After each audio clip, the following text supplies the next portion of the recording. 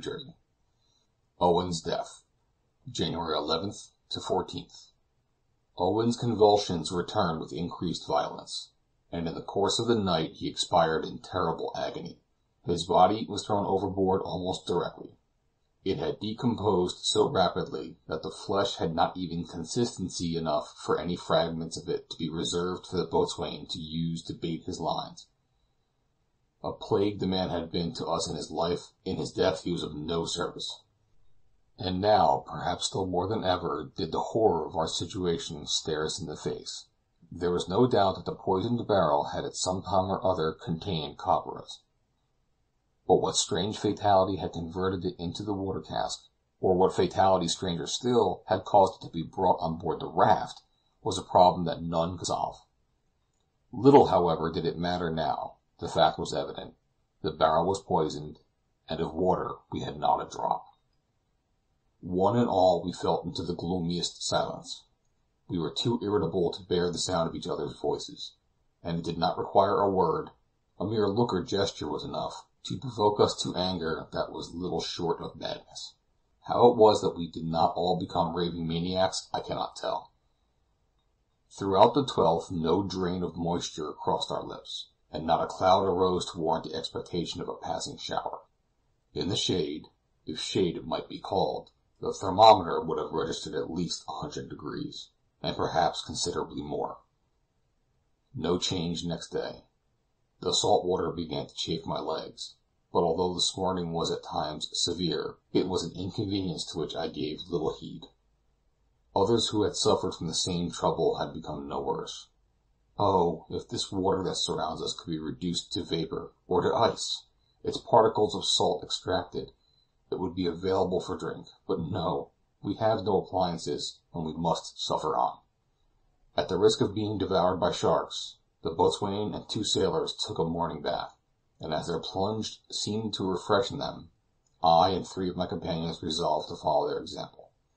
We had never learned to swim, and had to be fastened to the end of a rope and lowered into the water, while Curtis, during the half hour of our bath, kept a sharp lookout to give warning of any danger from approaching sharks. No recommendation, however, on our part, nor any representation of the benefit we felt we had derived, would induce Miss Herbey to allay her sufferings in the same way. At about 11 o'clock the captain came up to see me, and whispered in my ear, "Don't say a word, Mr. Kazallon. I do not want to raise false hopes, but I think I see a ship." It was as well that the captain had warned me, otherwise I should have raised an involuntary shout of joy. As it was, I had the greatest difficulty in restraining my expressions of delight. "Look behind the larboard," he continued in an undertone. Affecting an indifference which I was far from feeling, I cast an anxious glance to that quarter of the horizon of which he spoke, and there, although mine was not a nautical eye, I could plainly distinguish the outline of a ship under sail. Almost at the same moment the boatswain, who happened to be looking in the same direction, raised the cry, "Ship ahoy!" Whether it was that no one believed it, or whether all energies were exhausted, certain it is that the announcement produced none of the effects that might have been expected. Not a soul exhibited the slightest emotion, and it was only when the boatswain had several times sung out his tidings that all eyes turned to the horizon. There, most undeniably, was the ship, but the question arose at once to the minds of all, and to the lips of many, would she see us? The sailors immediately began discussing the build of the vessel, and made all sorts of conjectures as to the direction she was taking. Curtis was far more deliberate in his judgment. After examining her attentively for some time, he said, "She is a brig running close upon the wind, on the starboard tack. If she keeps her course for a couple of hours, she will come right athwart our tracks." Couple of hours! The words sounded to our ears like a couple of centuries. The ship might change her course at any moment. Closely trimmed as she was, it was very probable that she was only tacking about to catch the wind, in which case, as soon as she felt a breeze, she would resume her larboard tack and make away again. On the other hand, if she was really sailing with the wind, she would come nearer to us, and there would be a good ground for hope. Meantime, no exertion must be spared, and no means left untried, to make our position known. The brig was about 12 miles to the east of us. so that it was out of the question to think of any cries of ours being overheard. But Curtis gave directions that every possible signal should be made. We had no firearms by which we could attract attention, and nothing else occurred to us beyond hoisting a flag of distress. Miss Herbey's red shawl, as being of a color most distinguishable against the background of sea and sky, was run up to the masthead, and was caught by the light breeze that just then was ruffling the surface of the water. As a drowning man clutches at a straw, so our hearts bounded with hope every time that our poor flag fluttered in the wind. For an hour our feelings alternated between hope and despair. The ship was evidently making her way in the direction of the raft, but every now and then she seemed to stop, and then our hearts would almost stand still with agony lest she was going to put about. She carried all her canvas, even to her royals and staysails, but her hull was only partially visible above the horizon. How slowly she advanced! The breeze was very, very feeble, and perhaps soon it would drop altogether. We felt that we would give years of our life to know the result of the coming hour. At 12:30 the captain and the boatswain considered that the brig was about 9 miles away.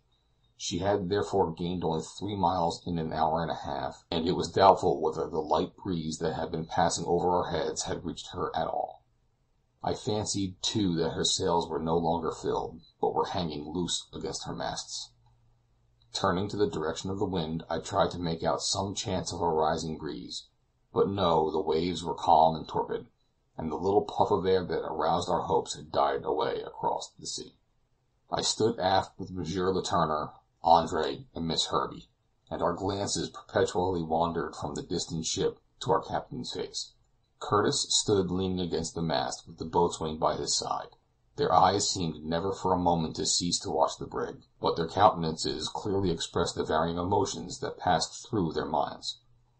Not a word was uttered, nor was the silence broken, until the carpenter exclaimed in accents of despair, "She's putting about!"